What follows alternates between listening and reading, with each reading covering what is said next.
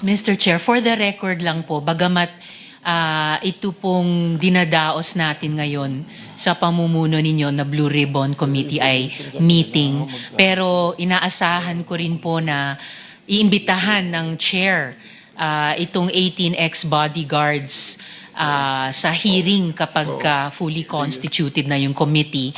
And dapat po, hindi nila baliwalain yung imbitasyon ng komite.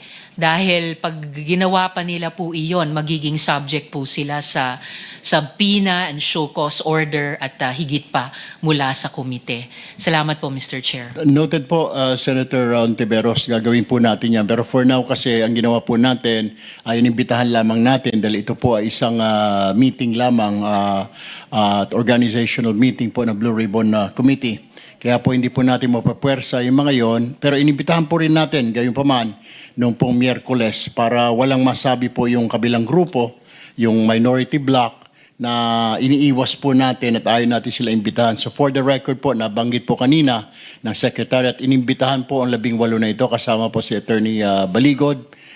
Subalit po, hindi po sila, at nagpahayag na po sila kani-kanina lamang na hindi po sila bababa rito bagkus sila po ay bisita ni Senator Robin Padilla.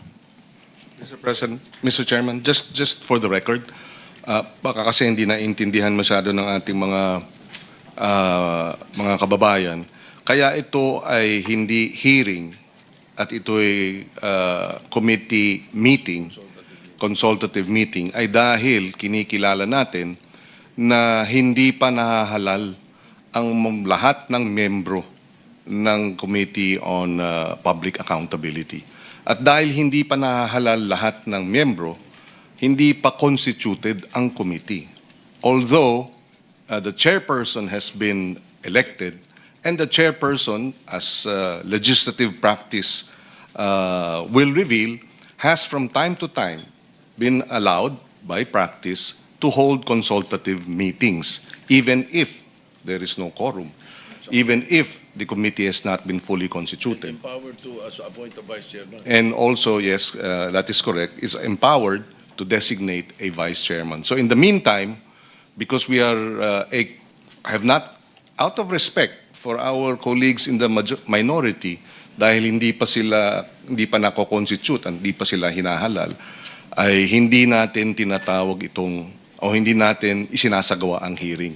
This is in contrast to the previous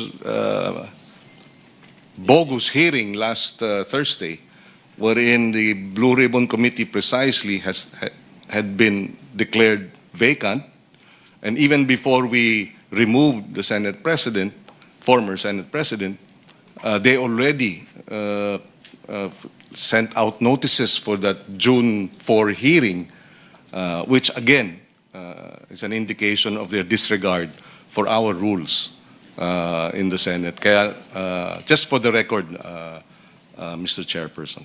Thank you for Mr. that Chair. clarification. Go ahead. Dagdag lamang po dun sa sinabi ni Vice Chair Kiko, Mr. Chair. In fact, dun sa bogus hearing, nagpakita at nagsalita yung 18 ex-bodyguards at saka si Attorney Baligod. So, although of course I submit to what the chair has said na hindi naman sila mapipilitang dumalo dito sa ating meeting bilang mga guests, I think loss po sa kanila na hindi sila humarap sa committee hearing na ito para matanong din natin na ibang mga senador and yung mga miyembro, magiging miyembro ng committee once constituted dahil naghanda rin po tayo ng mga tanong sa kanila.